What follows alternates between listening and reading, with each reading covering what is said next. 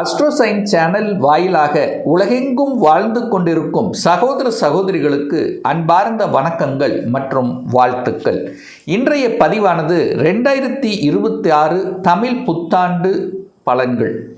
இந்த தமிழ் புத்தாண்டானது வருகின்ற சித்திரை மாதம் 1ஆம் தேதி, அதாவது ஏப்ரல் மாதம் 14ஆம் தேதி செவ்வாய்க்கிழமை அன்று பிறக்க இருக்கிறது.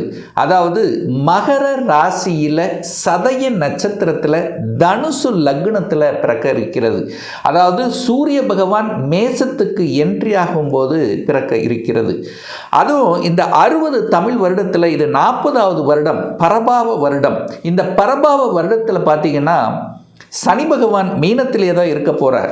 குரு பகவானுடைய பயிற்சியானது மிதுனத்திலிருந்து கடகமனைக்கு பயிற்சி ஆகிறது. எப்போன்னா ஜூன் மாதம் 2ஆம் தேதி அன்று. அதே போல இந்த வருடத்தில் ராகு கேதுக்களுடைய பெயர்ச்சியும் நடக்க இருக்கிறது. அதன்படி பார்க்கும் பொழுது கும்பத்திலிருந்து ராகு பகவான் மகரத்திலும், கேது பகவான் சிம்மத்திலிருந்து கடகத்துக்கும் பயிற்சியாகிறது.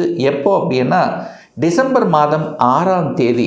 ஸோ இந்த கிரகங்கள், அதாவது இந்த வருடாந்த கிரகங்கள் அடிப்படையில் இந்த தமிழ் வருடத்தில் என்ன மாதிரியான பலன்கள், சாதகம் என்ன, பாதகம் என்ன, எதை செய்யலாம், எதை செய்யக்கூடாது என்பதை பற்றி டீட்டெயிலாக நம்ம 12 ராசிகளுக்கும் பார்க்க போகிறோம்.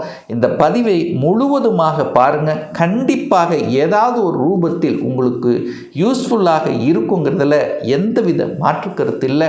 நம்முடைய சேனலை நீங்கள் ஃபஸ்ட்டு டைம் பார்ப்பவர்கள் என்றால் மறக்காமல் சப்ஸ்கிரைப் பண்ணிக்கிங்க.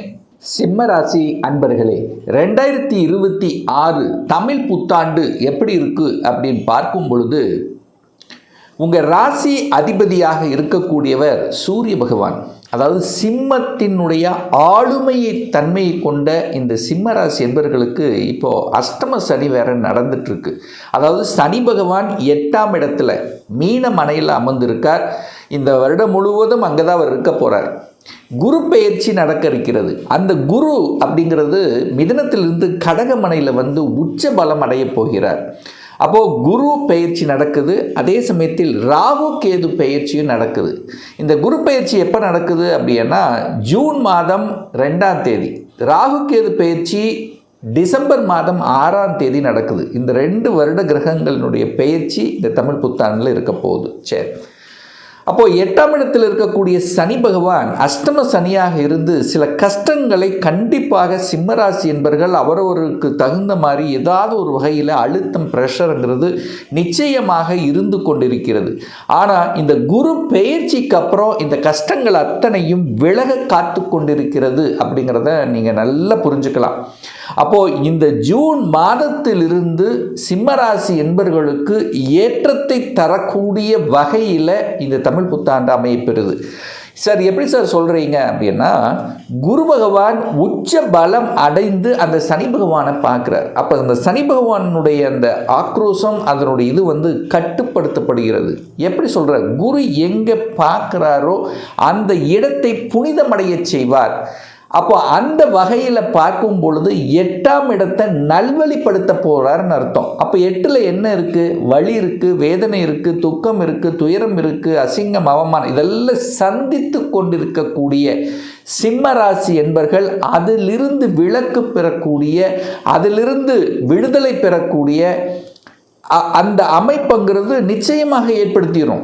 அப்போ யாருக்கெல்லாம் கடன் கழுத்தை நெரித்து கொண்டிருக்கக்கூடிய சிம்மத்துக்கு அதிலிருந்து விடுதலை பெறுவதற்கான அமைப்புகளை, சாத்தியக்கூறுகளை உருவாக்கிவிடும். அதனால் கடன் பயங்கரமாக இருக்குது, எப்படி சார், என்ன சார் பண்ண போகிறோம் என்று பிதுங்கிக் கொண்டிருக்கக்கூடிய, ரொம்ப கஷ்டத்தில் இருக்கக்கூடிய சிம்மராசி என்பவர்களுக்கு தீர்வு நிச்சயமாக கிடைக்க காத்து கொண்டிருக்கு.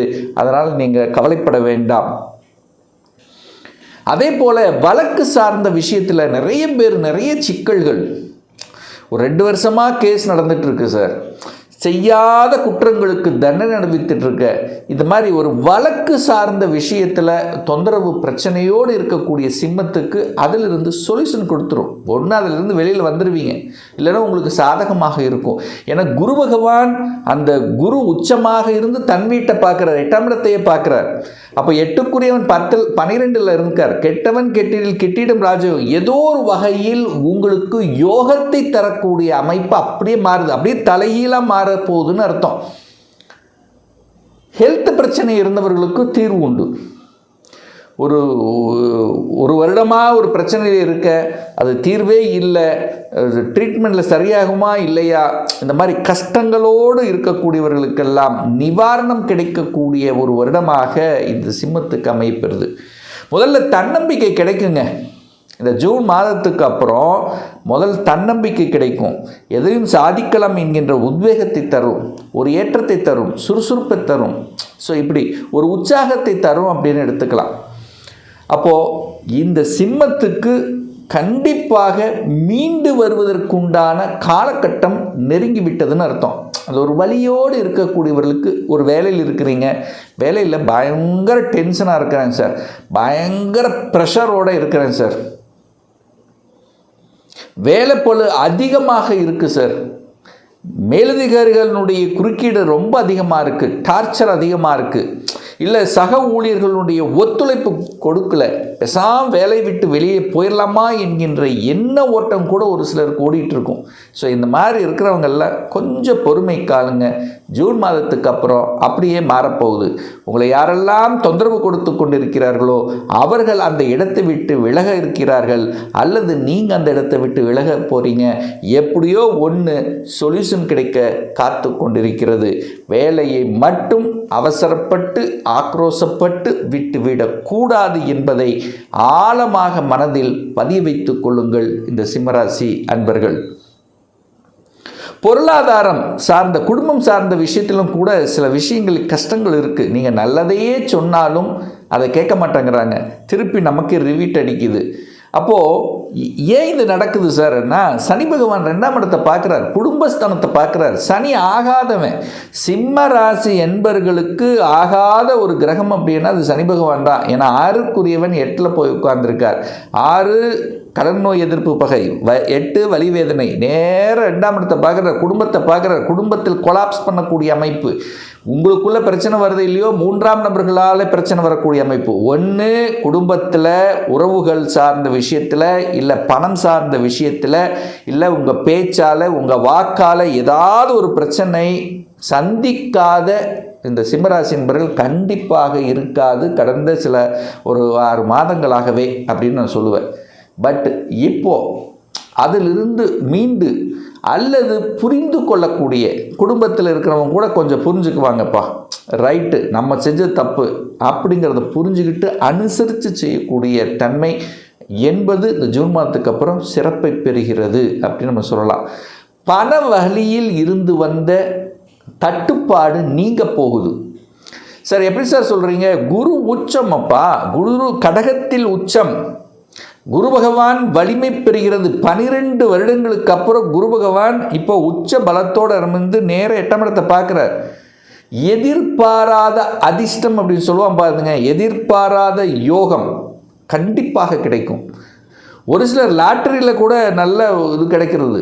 யூகத்தின் அடிப்படையில் கிடைக்கக்கூடிய சில விஷயங்கள் நல்லதாகவே அமையும். ஷேர் மார்க்கெட்டில் திடீர்னு வந்துருச்சுப்பா, ஸோ திடீர் பணக்காரனாவது, திடீர் என்று பணம் ஏதோ ஒரு வகையில் உங்களுக்கு வந்து சேரக்கூடிய வாய்ப்புகள், சந்தர்ப்பங்கள் இந்த தமிழ் புத்தாண்டில் நிச்சயமாக உருவாக்கும். இந்த சிம்மராசி என்பவர்களுக்கு திடீர் அதிர்ஷ்டம், திடீர் வாய்ப்புகள் தட்டும். அதை கெட்டியாக பிடித்து கொள்வது சிறப்பு. சார் ஒரு வீடு வாங்கணும், இந்த மாதிரி இருக்குது, கஷ்டமாக இருக்குது, ரொம்ப நாள் வீடு வாடகை கட்டிகிட்டே இருக்கிறேன் அப்படின்னா திடீர்னு வீடு வாங்கக்கூடிய யோகமும் உண்டுன்னு தான் சொல்கிறேன். ஏன் இந்த பாயிண்ட்டை திருப்பி சொல்கிறேன் அப்படின்னா, பொதுவாக காலச்சக்கரத்தினுடைய 9வது வீட்டு அதிபதி குரு பகவான், 10ஆம் அதிபதி சனி பகவான். அப்போ குரு சனி தொடர்பு யாருக்கெல்லாம் இருக்கிறதோ அவர்களுக்கு எப்படியாவது ஒரு வகையில் பணம் கண்டிப்பாக கிடைக்கும். ஏன்னா 9 10க்குரியவன் அல்லவா, தர்ம கர்மாதிபதி யோகம் கிடைச்சிரும். ஏதாவது தொழில் வகையிலே ஏதாவது வேலை வகையிலேயோ ஒரு நல்ல இடத்துக்கு செல்லக்கூடிய வாய்ப்புகள் சந்தர்ப்பங்களை நிச்சயமாக உருவாக்கிறோம். ஸோ அந்த அமைப்பில் நிச்சயமாக சிம்மராசி என்பர்கள் இந்த வருடம் உயர்வை சந்திக்கக்கூடிய ஒரு நல்ல வருடம். வீடு வண்டி வாகனம் அசையா சொத்துக்கள் சார்ந்த விஷயத்திலும் நன்மை பெறக்கூடிய ஒரு நல்ல வருடமாகவே அமையப்பெறுகிறது. சார் 8க்குரியவன் 12லன்னா சேஞ்சஸ் கண்டிப்பாக நடக்கும். 8 12 கனெக்ட் ஆனாலே சேஞ்சஸ், மாற்றங்கள், இடம் மாற்றங்கள், மாறுதல் என்பது தவிர்க்க இயலாதவை. கண்டிப்பாக மாற்றம் உண்டு. ஒன்று அட்லீஸ்ட் டிபார்ட்மெண்ட் சேஞ்சுக்காகவே இருக்கும், அல்லது இடமாற்றம், ஊர் மாற்றம், உத்தியோக மாற்றம், அட்லீஸ்ட் வீட்டை மாற்றுறது. மாற்றங்கள் என்பது தவிர்க்க முடியாது. இந்த மாதம், இந்த வருடம், இந்த தமிழ் வருடம் எழுதி வச்சுக்கோங்க. குரு 12ல் இருக்கார். நேராக அவர் எங்கே பார்க்குறார்? 6ஆம் இடத்தை பார்க்குறார், வேலை மாற்றம். 8ஆம் இடத்தை பார்க்குறார், ஊர் மாற்றம். கண்டிப்பாக வெளியூர், வெளி மாநிலம், அந்நிய தேசம் சார்ந்த விஷயத்தில் நற்பலனை கொடுக்கக்கூடிய ஒரு அற்புதமான வருடம். இந்த சிம்மராசி என்பவர்கள் யாருக்கெல்லாம் வெளியூர் வெளி மாநில தொடர்புகள் இருக்கின்றதோ, வெளிநாட்டின் தொடர்புகள் இருக்கின்றதோ, ஒரு எம்என்சி கம்பெனி சார்ந்த விஷயத்தில் தொடர்புகள் இருக்கிறதோ, ஒரு கம்யூனிகேஷன் பார்ட்டு வெளி மாநிலத்தவரோட அல்லது வெளி நாட்டினரோட நட்புணர்வை கொடுக்கக்கூடிய ஒரு காலகட்டம் அப்படின்னு எடுத்துக்கலாம். அப்போ கனெக்டிவிட்டி கண்டிப்பாக இருக்கும். அதன் மூலமாக உயர்வை சந்திக்கக்கூடிய ஒரு காலகட்டம். மனதளவில் இருந்து வந்த கஷ்டங்களில் பார்த்துக்கலாம். சிம்ம ராசி என்பவர்கள் எப்பவுமே சிங்கம் போன்றவர் அல்லவா, எதையும் பார்த்துக்கலாங்கிற தைரியத்தை கொடுக்கக்கூடிய வருடமாகவும் இந்த வருடம் இருக்க போது, சாதிக்கக்கூடிய வருடமாகவும் இருக்க போது இந்த சிம்மராசி அன்பர்களுக்கு. இன்னும் ஒரு துல்லிய பலன் வேணும். உங்கள் ஜாதகத்தில் கிரகங்கள் எப்படி இருக்குது, என்ன மாதிரியான ஆதிபத்தியம் பெற்றிருக்கு, எந்த டிகிரியில் இருக்குது, இப்போ நடப்பு தசாபுத்தி அந்தரம் சூட்சமம் எப்படி இருக்குது என்பதை பொறுத்து இந்த 2026 சொந்த தொழில் செய்வதற்கான கொடுப்பினை இருக்கா, அப்படி இருக்கக்கூடிய பட்சத்தில் எப்போ நம்ம சொந்த தொழிலை ஆரம்பிக்கலாம். இப்போ +2 முடிச்சிட்டேன், எந்த கோர்ஸ் எடுத்து படித்தா நம்முடைய ஃப்யூச்சர் நன்றாக இருக்கும். திருமணம் தடைபட்டு கொண்டிருக்கு, எப்போ நமக்கு திருமணம் நடக்கும், எப்போ ப்ரமோஷன் கிடைக்கும், எப்போ இடமாற்றம் கிடைக்கும், எப்போ நான் வீடு கட்டுவேன், எப்போ குழந்தை பாக்கியம். ஸோ இது போன்ற கேள்விகளுக்கு துல்லியமான பதிலை நம்மால் கூற முடியும்.